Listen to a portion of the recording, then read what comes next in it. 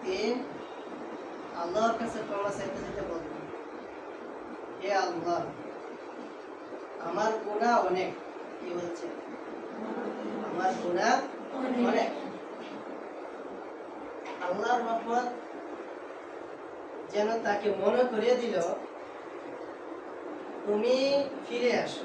কি বলছে? তুমি ফিরে আসো, তোমার গুনাহ যেহেতু অনেক হয়ে গেছে, তুমি কি করো?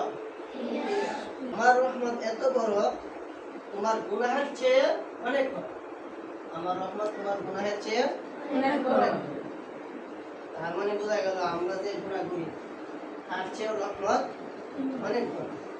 আমরা রহমত পাইতে গেলে কি করতে হইব? কি করতে হইব? আল্লাহর হুকুম মানতে হইব, নবীর সুন্নাত অনুসরণ করতে হইবে।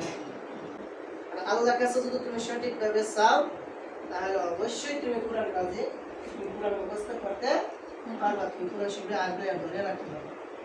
আর তুমি আল্লাহর কাছে যদি না চাও, আল্লাহ বলছে তুমি আমার কোরআন করতে গেলে আমার কাছে আসো, আমার কাছে চাও। আর তুমি যদি বল না, কোরআন করতে গিয়ে কি হয়েছে, আমি বাইরে দুষ্টামি করবো, খেলার সময় সে পারবো না, তাহলে কোরআন তুমি করতে পারবা? চাইলে তুমি মুখস্থ রাখতে পারবা? আল্লাহ কত দিক দিয়ে আমাদেরকে বের দেওয়া লাগছে, আল্লাহ আমাদেরকে কত সুযোগ দিয়েছে, এটা আমরা বুঝতে পারি না। এই জন্য আল্লাহ তাআলা রহমত আমাদেরকে বোঝার তৌফিক দান করুন।